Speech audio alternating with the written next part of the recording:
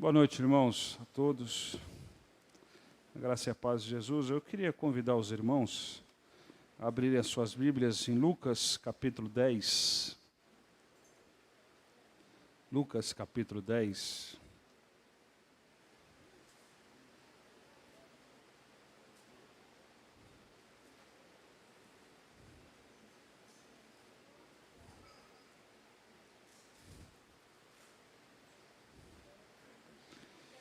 Eu queria ler um texto com os irmãos, que já é conhecido, creio que da grande maioria dos irmãos, mas mesmo sendo um texto conhecido, nós vamos pedir para que o Senhor use esse texto conhecido para continuar comunicando verdades ao nosso coração. Nós estamos acabando o ano e Deus está nos dando novas oportunidades com essa campanha Amor Age, de podermos ir em alguns lugares que não iríamos normalmente, fazer algumas coisas que não faríamos numa rotina normal. E graças a Deus que essas portas estão sendo abertas e nós podemos ir em alguns lugares e no movimento contra a cultura, poder oferecer, enquanto a grande maioria das pessoas na nossa cultura estão tentando, nesse final de ano, receber e alimentando a sua insatisfação em todo o movimento que está acontecendo nesse final de ano. Eu ia citar um termo, mas não vou citar. Então, o texto de Lucas, capítulo 10, a partir do verso 25, diz assim, aquilo que é conhecido como parábola do bom samaritano. A palavra de Deus diz o seguinte: certa ocasião, um perito na lei levantou-se para pôr Jesus em prova e lhe perguntou: mestre, o que preciso fazer para herdar a vida eterna? O que está escrito na lei? Respondeu Jesus. Como você a lê? Ele respondeu: ame o Senhor, o seu Deus, de todo o seu coração, de toda a sua alma, de todas as suas forças e de todo o seu entendimento. E ame o seu próximo como a si mesmo. Disse Jesus: você respondeu corretamente. Faça isso e viverá. Mas ele, querendo justificar-se, perguntou a Jesus: quem é o meu próximo? Em resposta, Jesus disse: um homem descia de Jerusalém para Jericó, quando caiu nas mãos de salteadores. Esses lhe tiraram as roupas, espancaram e se foram, e deixando-o quase morto. Aconteceu estar descendo pela mesma estrada um sacerdote. Quando viu o homem, passou pelo outro lado. E assim também um levita, quando chegou ao lugar e o viu, passou pelo outro lado. Mas um samaritano, estando de viagem, chegou onde se encontrava o homem, e quando o viu, teve piedade dele. Aproximou-se e enfaixou-lhes as feridas, derramando nelas vinho e óleo. Depois colocou-o sobre o seu próprio animal, levou-o para uma hospedaria e cuidou dele. No dia seguinte, deu 2 denários ao hospedeiro e lhe disse: cuide dele. Quando eu voltar, lhe pagarei todas as despesas que você tiver. Qual desses 3 você acha que foi próximo do homem que caiu nas mãos dos salteadores? Aquele que teve misericórdia dele, respondeu o perito da lei. Jesus disse: vá e faça o mesmo. Amém? Vamos orar mais uma vez. Senhor, nós pedimos que o Senhor use a Tua palavra nessa noite para alimentar a nossa alma. Nós temos diversos desafios dentro de nós e à nossa frente, e nem sempre, ou quase nunca, sabemos o que fazer e como proceder. Mas nos ajude, ó Pai, nos dê discernimento, nos dê graça e nos dê misericórdia. Em nome de Jesus. Amém. Amém, irmãos? Amém. Irmãos, esse não é um texto que nos orienta a dar ou não dinheiro no semáforo. Esse é um texto que ele vai um pouco além disso. E eu quero usar um pouco o que nós estamos vivendo para que a gente possa elucidar um pouco o que está nesse texto. E a minha intenção é alimentar o rebanho do Senhor e não prover entretenimento. Portanto, as nossas convicções, elas precisam nascer do texto sagrado, do texto bíblico. E quem tem o Espírito Santo de Deus vai testificar e vai discernir conforme a vontade do Senhor. Esse texto é o texto daquele bloco onde o Senhor está caminhando para aquilo que é chamado no movimento católico da quaresma. E esse texto diz que um homem que conhecia muito bem a palavra de Deus, esse homem, ele era, o verso 25 diz que ele era, certa ocasião, um perito na lei. Não era qualquer pessoa, era um perito na lei. Qual lei? A lei de Moisés. Esse homem conhecia muito bem a palavra do Senhor.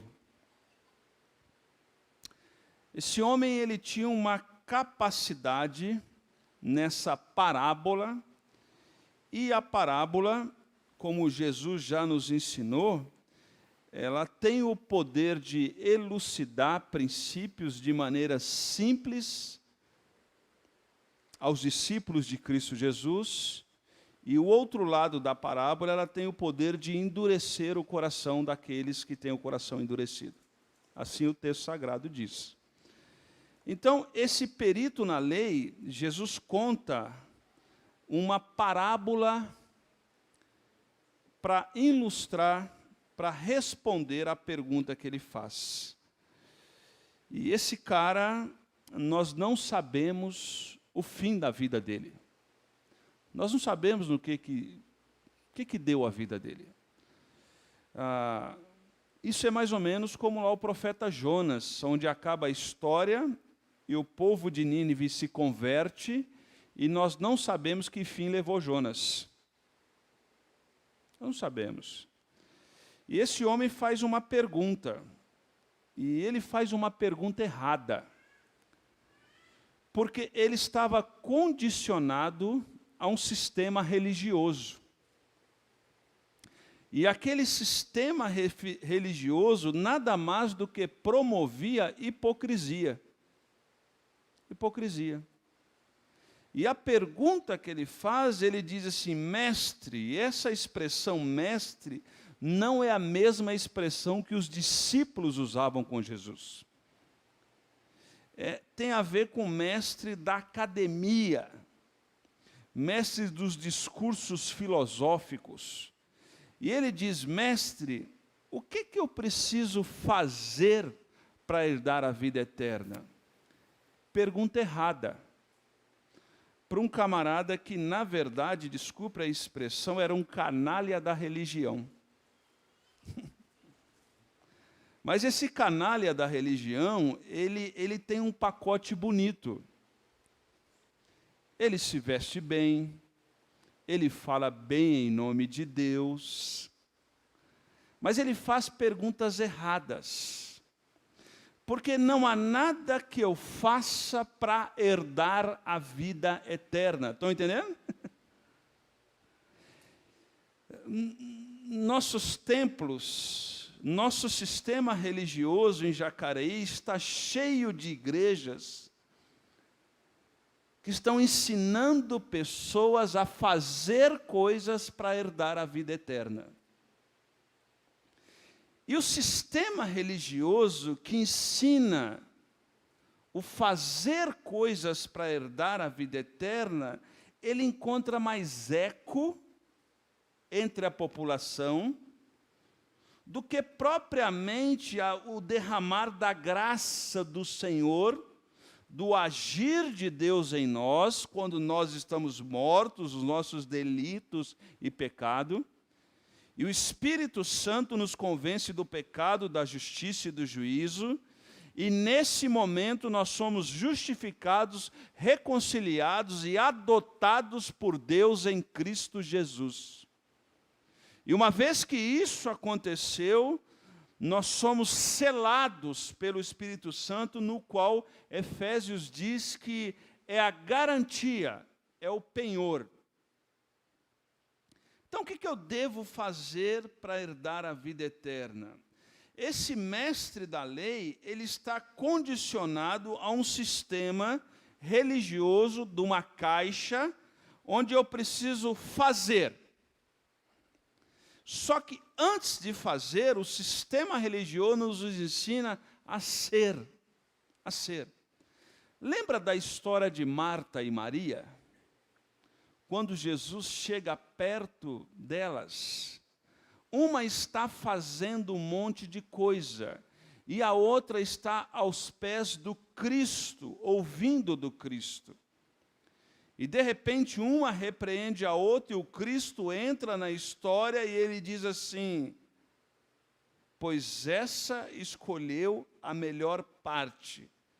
Quem escolheu a melhor parte? Aquelas que o texto diz que se quedou aos pés do Mestre. O primeiro problema que nós temos aqui é que o amor age em nossas vidas quando o amor age é consequência da nossa salvação e não condição para sermos salvos. O sistema religioso operante, o modus operandi que nós temos na religião tupiniquim, ela diz que nós precisamos colocar o carro na frente dos bois. Mas o Senhor Jesus está colocando as coisas no seu devido lugar. E ele vai contar uma história para esse perito da lei, para esse mestre da lei, para esse homem que sabia muito bem da lei. Sabia muito bem, mas quando ele saía do sistema religioso, nada na vida dele apontava para o Cristo. Nada, absolutamente nada. E o verso 26 vai dizer assim: o que está escrito?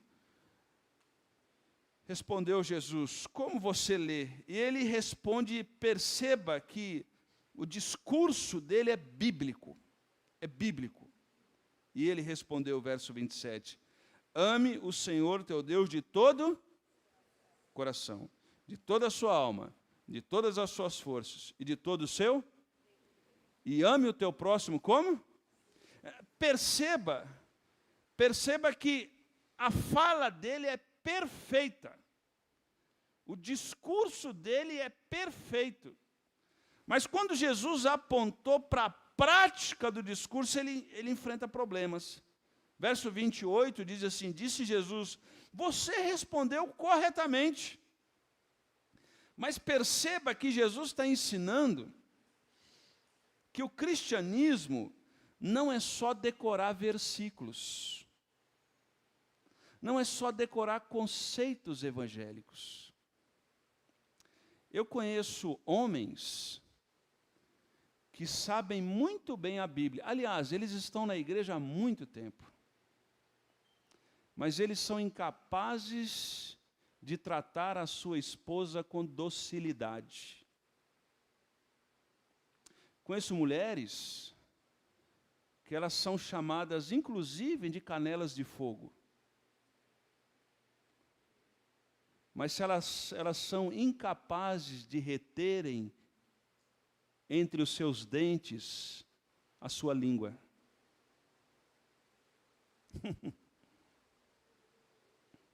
Eu conheço jovens que conseguem discutir todos os assuntos ecológicos, cristológicos, eclesiológicos e políticos da sociedade ao nosso redor no Facebook. Mas se eles são incapazes de honrar pai e mãe. Incapazes. Presta atenção que o texto está nos ensinando que o cristianismo não é uma religião onde nós decoramos conceitos bíblicos e jogamos com os nossos lábios no rosto dos outros, para justificar o nosso status quo da nossa religião. Não, não. Perceba que esse homem que é perito, e perito não é qualquer pessoa. Eu resisti em trazer essa palavra, mas vou trazer. Ele era um teólogo. Ele era alguém que entendia. O seu discurso era correto. Mas olha o que o verso 29 diz. Mas ele querendo justificar-se. Ele queria justificar-se. Ele queria inventar alguma coisa para não admitir o seu erro. E se não admitisse o seu erro e conseguisse justificar a sua fala, ele pegaria Jesus. Ele conseguiria pegar Jesus e ele conseguiria expor Jesus ao ridículo aos seus parceiros, ou à sua facção, ou à sua denominação, não sei como é que você quer chamar. Ele conseguiria expor Jesus aos seus iguais. E aí Jesus vai contar uma história. E essa história que Jesus conta é mais ou menos como o livro de Abacuque que o Eric compartilhou em oração conosco durante o louvor. Abacuque era mais ou menos assim, está ruim, vai piorar. Senhor, nos livra, nos livra, nos livra. Ah, vocês querem livramento? Vou mandar os caldeus. Aquilo que estava ruim ainda vai? Parece a política brasileira, né? Aquilo que está ruim, se preocupe não que vai piorar. E aí Jesus complica um pouco mais. Mas lembre-se, a parábola tem o poder de endurecer o coração de um e amolecer o coração de outros. E Jesus vai dizer assim, em resposta, Jesus conta uma história. E essa história vocês já conhecem. Qual é a história? A história era da linha vermelha de Jerusalém. Vamos pensar numa rua em Jacareí, muito perigosa para andar à noite, eu não sei qual. Porque se eu citar algumas, pode parecer ofensor para pessoas que moram ali próximo, e eu não quero fazer isso. Mas vamos supor a linha vermelha no Rio de Janeiro. Você já passou lá à noite? Já passou? Eu já passei lá de madrugada, depois que eu descobri que era a linha vermelha. A linha vermelha é conhecida como a faixa de Gaza. E tinha, entre Jericó e Jerusalém, uma estrada muito perigosa. Uma estrada muito perigosa. E Jesus vai contar uma história a partir daquele lugar onde os bandidos ficavam escondidos. Mas aquele era um caminho a Jerusalém. Aquele era um caminho que levava a Jerusalém. E assim como eu e você vamos para Jerusalém celestial, nesse caminho para essa Jerusalém, nós vamos enfrentar alguns problemas. Nós vamos enfrentar problemas. Nós vamos enfrentar salteadores. Nós vamos enfrentar pessoas que atentam contra a possibilidade do viver em Cristo Jesus. Nós vamos encontrar problema. Aliás, aquele que está em Cristo e aquele que vive uma vida cristã séria, Paulo disse que aquele que quer viver piedosamente, vai acontecer o que com ele? Padecerá. Olha só, irmãos. Olha que palavra para desanimar os irmãos. Porque Paulo está dizendo que uma das razões que indica que você é piedoso, que você está vivendo a vida cristã, é que você vai enfrentar problemas. Perceba como que o discurso da religião que nós temos sendo ofertado nos balcões religiosos de nossa cidade, são contrários ao que o texto está dizendo, que o texto está dizendo que se nós vamos a caminho de Jerusalém, nós vamos encontrar salteadores, nós vamos encontrar problemas. Por isso que o primeiro amor que agiu não foi o nosso, o primeiro amor que age foi o amor de Deus em Cristo por nós, amém? Amém, irmãos? Esse foi o primeiro amor. Então a nossa pergunta não é o que eu devo fazer, Senhor, porque o Senhor já fez. O Senhor já fez. O Senhor já fez a obra na cruz por nós. e aí ele vai contar uma história. E o Senhor aqui, ele cá entre nós. O Senhor aqui, ele magoa. Ele ofende. Ele ofende. O Senhor aqui é um rolo compressor. É meio que Flamengo, assim. Onde passa, deixa um estrago. E quando não deixa um estrago, dá sorte. E o Senhor magoa. O que o Senhor fala? Olha, vinha de Jerusalém para Jericó um sacerdote. Possivelmente esse sacerdote, você já sabe dessa história, ele estava na história de Jesus, ele estava no seu serviço religioso em Jerusalém. Estava no seu serviço religioso. E o sacerdote, ele era o bambambam. Ele era o principal. Ele era aquele que cumpria todos os ritos religiosos diante do povo. E o sacerdote era alguém a quem o povo tinha extremo respeito, admiração. Esse era o sacerdote. E esse sacerdote vinha a caminho, e ele vinha dos seus ritos religiosos. E ele passa pelo caminho, o Senhor Jesus conta a história, e ele vê aquele homem jogado no chão, e ele não se envolve. Por quê? Porque se envolver com gente machucada dá trabalho. Dá trabalho. Se envolver com gente da vida errada dá trabalho. Nós nos envolvemos com alguns meninos, né, Hernan, nesse final de semana, e alguns deles, eu até falei para alguns irmãos, tem demônio. É claro. Só de olhar, correto, irmão? Só de olhar o Espírito Santo já dá discernimento e fala, tem demônio aí. Tem demônio aí. Lidar com gente que o pecado esbagaçou na vida dá trabalho. Não é fácil. Lidar com gente que o pecado arrebentou dá trabalho. Lidar com religiosos dá trabalho. Ser humano dá o quê? Trabalho. E aí ele vinha, e é muito mais fácil fingir que não vê. É muito mais fácil fingir que não é comigo.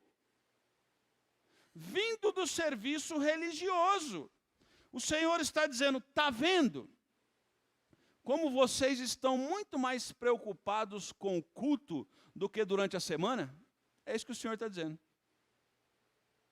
E aqui o Senhor nos ensina que o verdadeiro amor, ele é testado, o verdadeiro amor por Deus e pelo próximo, ele é testado quando acaba o culto. Ele não é testado durante o culto. Porque durante o culto nós não temos como fingir. Não te amo, hein? Não vou nem olhar para a tua cara, hein? Porque a estrutura religiosa não permite isso. Mas o verdadeiro amor, ele age quando nós somos enviados. E muitos de nós achamos que a vida cristã de discípulo de Cristo é frequentar culto. Muitos de nós fomos condicionados a uma teologia que nós achamos que a vida cristã ela é determinada pela quantidade de culto que eu vou. Ir ao culto é importante. Ir ao culto é uma das características do discípulo de Cristo Jesus. Está tudo certo? Entendeu o que estou querendo dizer? Amém? Amém? Tá bom? Então vou revisar aqui. Ó. Ir ao culto é uma das características do discípulo de Jesus Cristo. Hebreus vai dizer, não deixe de congregar como é do costume. Como é do costume? De alguns pontos, tá bom? Isso é importante. Nós precisamos nos alimentar. Mas a vida cristã, ela não é resumida ao culto. O Senhor Jesus não disse, ide por todo mundo e frequentai culto. É isso que ele disse? Ide por todo mundo e faça o quê? A toda? Estão entendendo? Então, quando nesse final de semana o Senhor nos deu a oportunidade de ir no asilo, ir aqui, ir acolá, ir lá, essa manifestação nossa é um culto. Nós nos reunimos com alguns meninos que liberaram para reunir com a gente lá. E a gente falou assim, ó, vá e seja fofoqueiro. Então o que eu disse para eles? Olha só, presta atenção, não foi, né? Eu disse assim, você vai lá para dentro e você vai contar para todo mundo que a gente veio pintar esse chão para anunciar Jesus. Amém? Estão entendendo? Então, quando a gente faz o que a gente faz é um culto. É um culto. É um culto a Deus. Amém? Amém, irmãos? Então, olha só, qual é a principal implicação disso? E aqui eu vou ser bem direto com os irmãos. Sabe qual é a implicação disso? A primeira implicação disso é que não existe diferença entre ciclano e beltrano. Porque tanto quem prega quanto quem passa uma tinta na parede ou faz um almoço, ele está fazendo um culto a Deus. Amém? Amém, irmãos? Amém? Tanto quem prega, como quem passa uma tinta na parede, como quem canta e quem faz um almoço ou quem lava um prato, todos esses foram chamados por Deus para olhar para aqueles que estão caídos, porque um dia na vida salteadores os arrebentaram e deixaram caídos no chão. Então a nossa vida ela é um culto. Só que nós acostumamos a determinar horários de culto.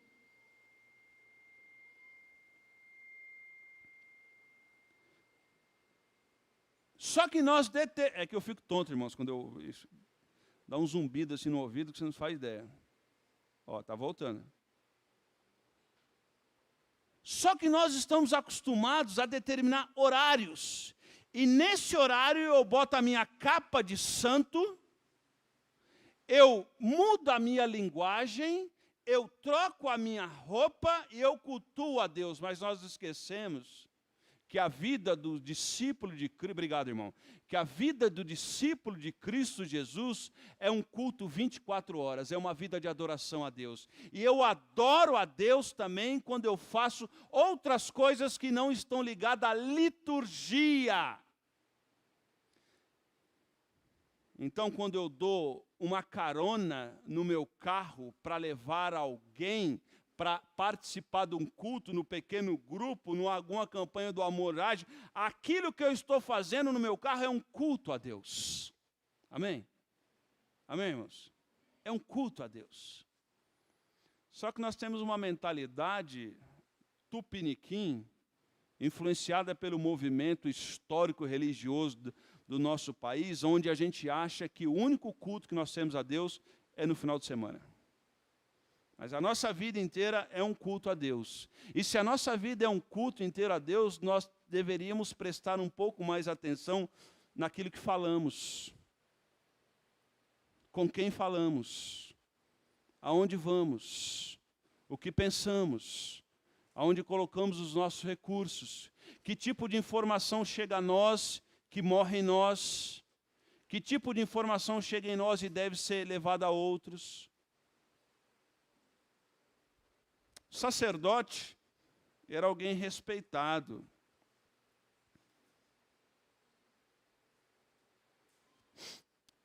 E quando ele viu aquele homem no chão, ele passou batido. Mas como sempre também no texto vai sobrar para o povo do louvor. Olha o que fala o verso 32. Assim também um levita.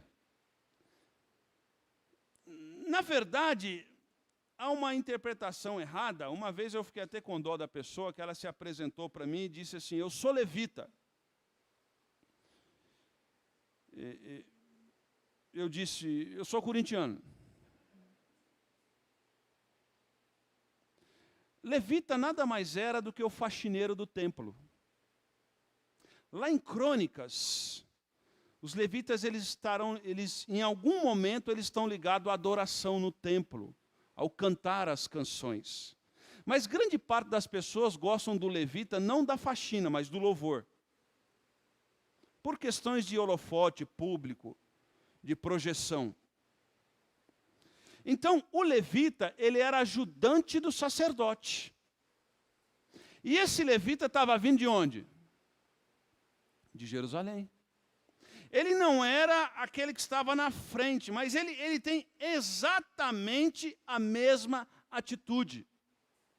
Ele tem exatamente a mesma atitude. E aqui nós precisamos tomar cuidado. Porque nós que estamos um pouco mais de tempo na igreja ou na fé, nós não temos opção. Nós temos a obrigação diante de Deus de sermos exemplos mais novos na fé. Eu vou repetir de novo. Nós que estamos há um pouco mais de tempo na fé cristã, nós não temos a opção diante de Deus. Nós temos a obrigação de sermos exemplos para aqueles que estão chegando novos na fé. Aqueles que estão chegando novos na fé, eles precisam olhar para nós mais velhos na fé. E eles precisam olhar em nós e ver em nós motivação para servir ao Senhor. Perceba que o sacerdote aqui na parábola de Jesus, ele não influencia o levita para o bem. Ele influencia para onde? Não, eu estou na igreja há tanto tempo, eu já vi cada coisa. É assim mesmo. Não é assim não. A igreja de Jesus não é assim não. A igreja de Jesus é uma bênção, amém? A igreja de Jesus é uma bênção. A igreja de Jesus é o povo de Deus redimido. Não, é assim mesmo. É assim não. É assim na tua vida cristã medíocre. Na igreja de Jesus não é assim não. Na igreja de Jesus é uma bênção a igreja de Jesus. A igreja de Jesus é uma maravilha, porque a igreja é de quem? De Jesus, amém? A igreja é de Jesus. E tem gente já antigo na fé que fala da igreja assim, irmãos. Que você ouve para o cara e você fala, não é possível que o cara está dentro da igreja. Não é possível.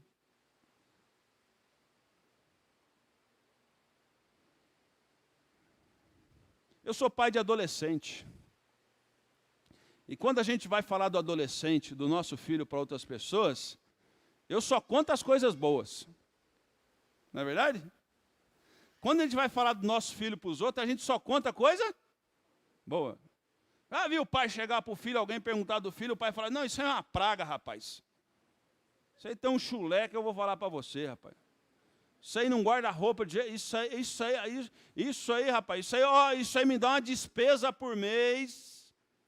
Correto? Isso é um mal educado. Você percebe? Quando a gente senta com alguém para falar do filho da gente, a gente conta o quê? Isso é uma bênção, rapaz. Isso é uma maravilha. Minha vida sem ele não existe. Só conta coisa o quê? Porque a gente é maduro. A gente sabe que aquelas coisas que eles têm, que necessariamente não nos agrada, vai passar, amém? Tem que passar, viu? Vai passar. Você vai passar. E daqui a um tempo, quando ele for grande, vai começar a sentir saudade daquelas coisas. Vai passar, isso aí vai passar. Tem gente que fala da igreja assim, que parece um adolescente drogado.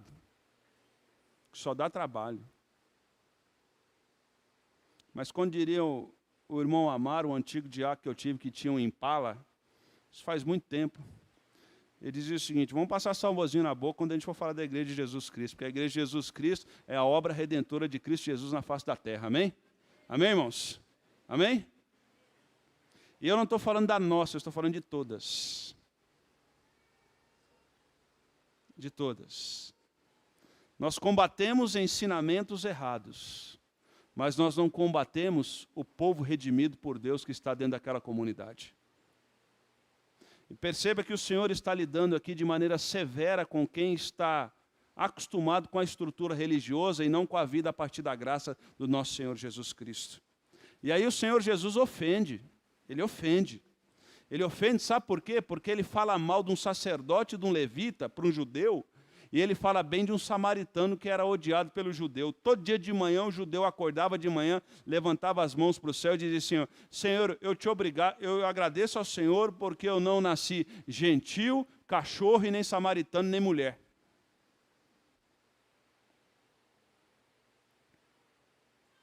Essa era a oração pela manhã. E aí o Senhor Jesus vai usar algo que vai contrário à cultura daquele camarada. Mas é bom a gente, às vezes, ficar atento, porque Provérbios diz que leais são as feridas feitas pelo que ama, porém o beijo de outros são enganosos. Vou repetir de novo. Leais são as feridas feitas pelo que ama. Então, meu querido aqui, adolescente, criança, jovem, adulto também, terceira idade também.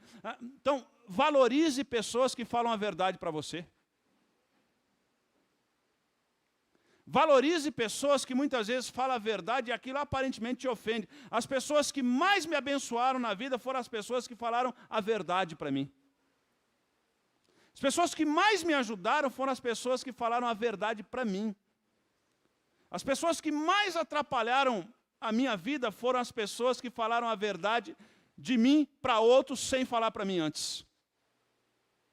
Perceba a diferença? Perceba? Jesus foi leal com esse religioso. Ele foi leal. E olhe para mim, preste atenção no que eu vou dizer aqui. E se você um dia falar a verdade em amor para alguém, e essa pessoa se ofender e virar o rostinho para você, talvez foi um livramento de Deus em sua vida. Considere a possibilidade de ser um livramento. Porque quando a gente fala a verdade em amor, a gente está sendo instrumento de Deus. Porque Provérbios vai dizer que leais são as feridas feitas pelo que ama. Feita pelo que ama. E muitas vezes o sistema religioso que nós vivemos não é um sistema de verdade, é um sistema de bajulação. E aí o Senhor ofende, ele fala, olha, verso 33, mas um samaritano, esse samaritano estende de viagem, chegou onde se encontrava o homem. E quando viu aquele homem, ele teve o que? O texto diz? Piedade. Irmãos, poderia ser traduzido como dó. Quando a gente tem a oportunidade de participar de campanhas como essa que nós temos, nós vamos em lugares que nós olhamos para as pessoas, nós temos dó. Nós temos dó por alguns fatores. O primeiro fator que nós temos, ele é de orgulho. E o que é esse orgulho? Esse orgulho é assim, ainda bem que não sou eu que estou aí. Já pensou se fosse eu? A outra parte desse orgulho é, poderia ser meu filho, poderia ser a minha mãe, poderia ser meu pai, poderia ser um sobrinho. Mas essa piedade aqui que esse camarada está sentindo, ele está entendendo o que o pecado faz com as pessoas. E o Evangelho de Jesus Cristo é a única resposta para isso. Estava conversando com um diretor de um centro de recuperação de delinquentes, e ele disse a seguinte frase para mim, não foi ontem, foi outro dia, em outro lugar. E ele disse assim para mim, pastor, o Estado não tem condição de recuperar ninguém. Se as igrejas não estiverem presentes e as famílias não forem estruturadas, ninguém será recuperado. Estou falando de um camarada que trabalha com pessoas à margem da sociedade, não tem nenhuma formação religiosa, e ele entende que no Evangelho de Jesus Cristo é o único lugar onde se encontra a possibilidade de recuperação do ser humano. Vocês estão entendendo, gente? Entendendo? Então, se há um lugar onde há possibilidade de recuperação de pessoas, é na igreja de Cristo Jesus. Então, se nesse lugar onde há possibilidade de recuperação de pessoas, é a igreja de Jesus Cristo, o outro lado da moeda é que Satanás ele veio para matar, roubar e destruir. E aí ele diz que o samaritano chegou, ele teve piedade. Ele teve dó. Ele teve dó. E que bom, irmãos, que bom, que quando a gente chega no semáforo, a gente sente tristeza. Que bom que quando a gente vê alguém caído no chão, a gente sente tristeza. Sabe por quê? Porque isso indica que nós ainda temos sensibilidade. Nós ainda estamos sensíveis às mazelas. E o que esse camarada fez? O verso 34 diz que ele aproximou-se, enfaixou as feridas, derramou nele vinho e óleo. Duas expressões que nós já estamos acostumados no texto sagrado. Vinho significa a possibilidade da alegria, e o óleo era usado para remédio, para untar ferida. Perceba que na possibilidade de recuperar pessoas, esse camarada ele vai usar o que ele tem na mão. Ele usa vinho, ele usa óleo, ele usa o seu próprio animal.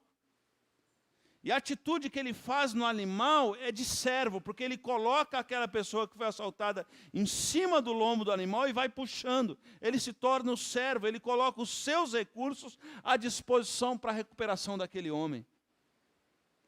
Ele coloca aquilo que ele tinha na mão, ele tinha um animal, ele tinha vinho, ele tinha óleo. Eu não sei o que você tem na mão, para que você possa se engajar nesses projetos, para que você possa engajar a sua vida, para que ela possa ter um pouco mais de sentido na vida de outros. Não sei o que Deus tem colocado em sua mão. Talvez Deus tenha colocado pouco em sua mão, porque você não é um bom mordomo. E talvez Deus não está colocando um pouco a mais em sua mão, porque aquilo que você está usando não é para cuidar não é para cuidar de gente caída na beira da estrada, tem sido para descer somente para Jerusalém. Somente para Jerusalém. E o que o Senhor coloca em nossas mãos, é para cuidar daqueles que estão caídos no caminho para Jerusalém. Não só isso, no verso 35, ele diz assim: no dia seguinte deu 2 denários. 2 denários. Possivelmente era o que ele tinha no bolso. 2 denários é 2 diárias de um trabalhador braçal. 2 diárias de um servente pedreiro. Alguma coisa parecida assim. Ao hospedeiro, e disse ele: cuide dele, quando eu voltar pagarei todas as despesas. Todas as despesas. Algumas aplicações desse texto para nós, para a gente poder encerrar. A primeira aplicação que eu gostaria de deixar com os irmãos é que esse texto nos ensina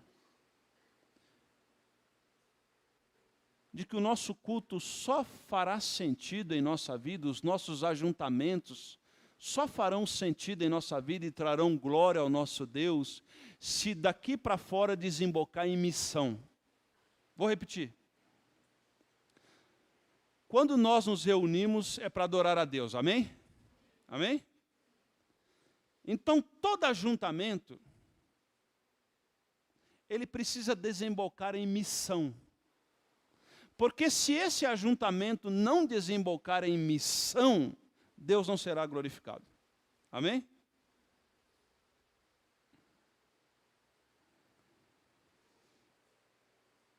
Segundo, nós não podemos perder a sensibilidade. Deixa eu dar 2 exemplos para vocês que eu estou dizendo. Eu não sei se o nome é esse, mas foi esse nome que eu aprendi. Até alguns anos atrás, eu tinha olho de peixe na palma da mão. E quando eu era criança, eu tinha olho de peixe na palma da mão. Eu ficava disputando com a minha irmã, porque a minha irmã tinha muitas verrugas na mão. E olha que maldade, né? Eu pegava escondido da minha mãe o alicate de cutícula. Depois de casado, eu não faço isso mais. E eu pegava o alicate de cutícula e eu ia na frente da minha irmã e eu enfiava o alicate de cutícula no meu olho de peixe, para dizer para ela que eu era machão. Por quê? Aonde estava o meu olho de peixe era carne morta, não doía. Um dia, a minha irmã pegou escondido o alicate de cutícula e ela foi cortar a verruga.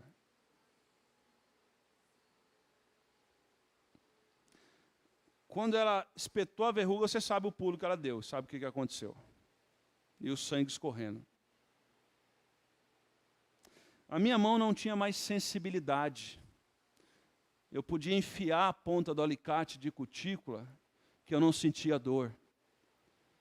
A ferida que estava na mão da minha irmã, que depois foi tirada depois de adulta, ela tinha sensibilidade. Nós precisamos tomar cuidado, irmãos, porque às vezes a nossa vida espiritual, preste atenção nisso, às vezes a nossa vida cristã é um grande olho de peixe. Nós não sentimos mais sensibilidade nenhuma. Nós estamos acostumados com o sistema religioso. E aí se cantou a música que a gente gosta, a gente fala, foi uma bênção. Se não cantou a música, nós estamos acostumados com o sistema religioso. Mas toda adoração precisa desembocar em quê? Em missão. E para que isso aconteça, nós não podemos perder a sensibilidade. A sensibilidade de ouvir a voz do Espírito. A sensibilidade de não perder a possibilidade de, na minha casa, na sua casa, lermos a palavra do Senhor e orarmos ao Senhor. Irmãos, eu tenho um hábito, e agora, graças a Deus, pelo celular, toda oportunidade que eu tenho, eu estou ouvindo uma mensagem. Pego lá alguns bons pregadores que tem, não me ouça, pegue bons pregadores. E aí, constantemente, todo dia eu ouço 1, 2 mensagens, sabe? Porque eu preciso me alimentar. Porque se eu não me alimentar, eu vou ficar doido. Estão entendendo? Eu vou ficar doido. Eu vou perder o rumo. Eu perder o prumo. Eu preciso me alimentar. Eu preciso me alimentar para eu não perder a sensibilidade. Sensibilidade de ouvir a voz de Deus, de entender os intentos de Deus, de não perder a sensibilidade de ver pessoas caídas na estrada para Jerusalém, de não perder a sensibilidade de responder biblicamente aos religiosos que estão todo dia perguntando, o que eu faço para herdar a vida eterna? Amém, irmãos? Nós precisamos pedir para Deus para a gente não perder a sensibilidade, porque o mundo que a gente vive é muito cruel. É um mundo muito cruel. É um mundo das narrativas, e nós temos que nos adequar em alguma das narrativas, esquerda, direita, sei lá o que é. Eu tenho pedido a Deus para que a gente não perda a sensibilidade. Minha avó sofreu derrame. E a minha avó, no derrame que ela teve, ela tinha um lado do corpo paralisado. E os netos brincavam com ela,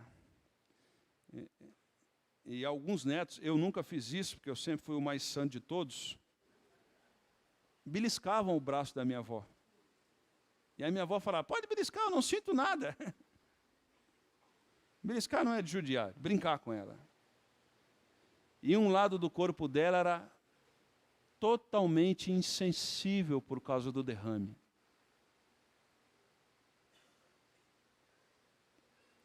O Senhor, quando olhou para Jerusalém, e quando viu o que estava acontecendo, ele chorou, lembra disso?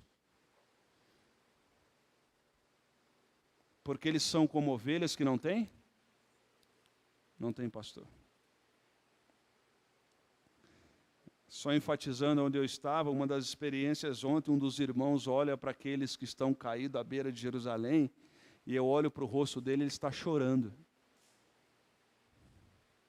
Ele está chorando. Irmãos, o mundo que a gente vive está tirando de nós a possibilidade de ter lágrimas, de tão duro que está. O Rubem Alves tem uma crônica que ele diz assim, o Pinóquio era o boneco que queria ser humano. Era o boneco de madeira que queria ser de carne e osso. E para ser de carne e osso, ele contava mentira. Enquanto mais mentira ele contava, mais... E o Rubem Alves disse que a única coisa que o Pinóquio parecia com o ser humano era a quantidade de mentira que contava. E o Rubem Alves diz assim, sabe o que está acontecendo na nossa geração? Nós que somos de carne e osso, nós estamos virando de madeira. Ao mesmo tempo que o Pinóquio queria se tornar de carne e osso, nós que somos de carne e osso, estamos virando bonecos de madeira, estamos perdendo, sabe o quê? Sensibilidade. Sensibilidade.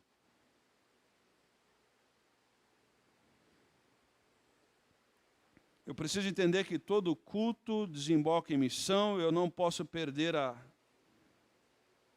sensibilidade.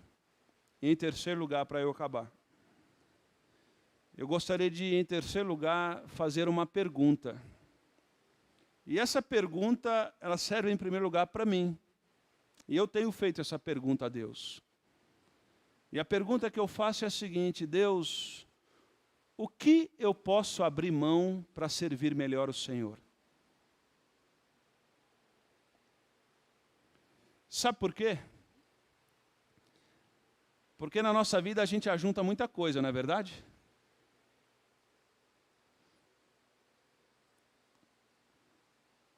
Na nossa vida a gente junta muita bugiganga. E na nossa vida espiritual a gente junta muita bugiganga, mas muita bugiganga. E eu tenho perguntado ao Senhor, o que eu posso jogar fora de bugiganga para servir melhor o Senhor? Para ficar mais leve. Tem um amigo que brinca e fala assim, já viu mudança de pobre?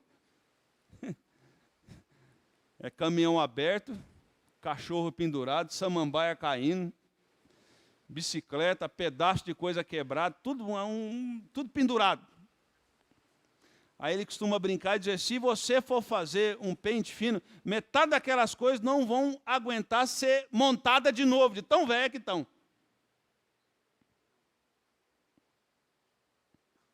A gente carrega muita bugiganga. E a gente esquece que a gente está em mudança. A gente está indo para Jerusalém Celestial. E o Senhor disse que nós somos peregrinos. E a pergunta que nós temos que fazer é o seguinte, o que eu preciso abrir mão para servir ao Senhor? Sabe por quê? Porque se você não precisa abrir mão de nada para servir ao Senhor, você não está servindo ao Senhor. Porque se você não precisa de abrir mão de nada para servir ao Senhor, você não está servindo ao Senhor. Você está servindo ao sistema religioso. Você está indo para Jericó, para Jerusalém, oferecendo seus sacrifícios. Mas a nossa espiritualidade não é oferecer sacrifício em Jerusalém. A nossa espiritualidade é lidar com aqueles que o pecado os arrebentaram e estão caídos no caminho de Jericó. Não basta saber os ritos religiosos. Não basta ter o discurso perfeito. Sabe por quê? Porque toda adoração desemboca em missão. E eu não posso perder a sensibilidade. Eu não posso perder a sensibilidade de ouvir o Espírito Santo de Deus. E quando eu ouço o Espírito Santo de Deus, eu vou ter que abrir mão de alguma coisa. Eu vou ter que abrir mão de alguma coisa. Que Deus nos abençoe. No caminho para Jerusalém, a servir ao Senhor não como religioso, mas como discípulo de Cristo Jesus. Que a nossa espiritualidade não seja medida não tão somente pelo nosso desempenho no culto, mas pela nossa missão como sal e luz do Senhor. Porque quando isso acontece, o amor de Deus age em nós, aonde nós estamos. Vamos orar? E vamos pedir a graça do Senhor sobre nós.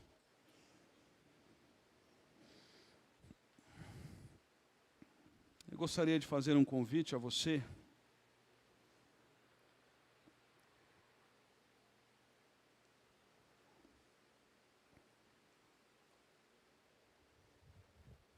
Talvez nessa noite nós estamos, no nosso coração, definindo vida cristã só como frequentar cultos. Talvez nessa noite o Senhor moveu o nosso coração a entendermos que isso é importante. Isso é essencial para um discípulo de Cristo Jesus. Mas é também essencial para um discípulo de Cristo Jesus ser enviado como sal e luz do Senhor. Talvez nessa noite, assim como eu fiz essa oração essa semana, a minha oração é que eu e meus irmãos não percamos a sensibilidade de ouvir a voz de Deus. Irmãos, nós ouvimos tantas vozes, tantas vozes, tantas vozes. E no meio desse monte de vozes, se perdermos a sensibilidade, não ouviremos a voz do Senhor. Mas quando a nossa identidade está firmada no Senhor, nós temos a certeza que nós somos ovelhas do Senhor e ouviremos a voz do nosso bom pastor. E nessa noite, em nome de Jesus, a boa voz do nosso pastor diz ao nosso coração: eis que estou com você todos os dias. E nessa noite nós não podemos perder a sensibilidade de que na estrada para Jerusalém nós vamos sofrer, mas o Senhor cuidará de nós.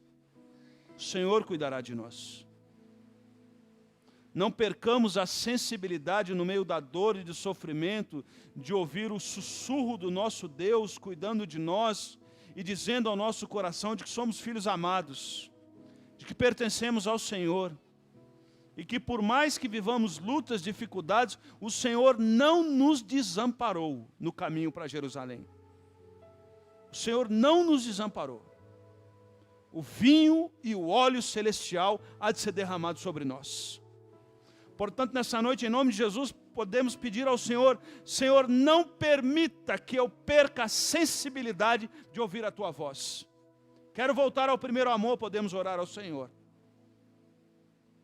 Quero voltar a ouvir a Tua voz, ó Deus. Quero voltar a ler as Escrituras, quero voltar a confessar pecado, quero voltar a buscar ao Senhor em oração, quero voltar à comunhão dos irmãos, mas que não percamos a sensibilidade, para que a nossa vida cristã não possa ser um grande olho de peixe, como era aquele olho de peixe na palma da minha mão, que não tinha sensibilidade nenhuma, e que só servia para mostrar aos outros aquilo que eu não era, forte. Em nome de Jesus, nessa noite, em oração, nós podemos dizer: Senhor, não afaste o Teu Espírito de mim. Muito pelo contrário, derrame do Teu Espírito Santo sobre mim, para que, cheio do Espírito Santo de Deus, eu possa demonstrar o fruto do Espírito. E aí eu serei instrumento do Senhor a caminho de Jerusalém, para cuidar daqueles que foram detonados pelo pecado. Nós precisamos de discernimento do Espírito Santo de Deus, para sabermos, no meio de nós, o que é obra de Deus, o que é obra maligna. Nós precisamos de sensibilidade para discernir na nossa família o que é seta do inimigo e o que é imaturidade nossa. Então, nessa noite, em nome de Jesus, nós precisamos de discernimento, nós precisamos de sensibilidade, para que entendamos aquilo que vem do trono de graça e aquilo que não vem do trono de graça. Nos ajude, ó Deus. Tem misericórdia de nós. Nos ajude a não perdermos o foco e não perdermos a alegria de ver o amor de Deus agindo em nós e apesar de nós, para que possa abençoar outros.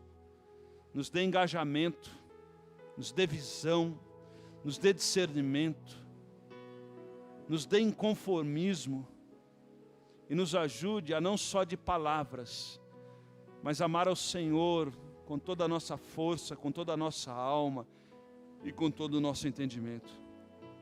Como consequência disso, nós vamos amar o próximo como a nós mesmos. Nos ajude, ó Deus, derrame graça sobre nós. Derrame misericórdia sobre nós, em nome de Jesus. Em nome de Jesus que nós pedimos. Amém.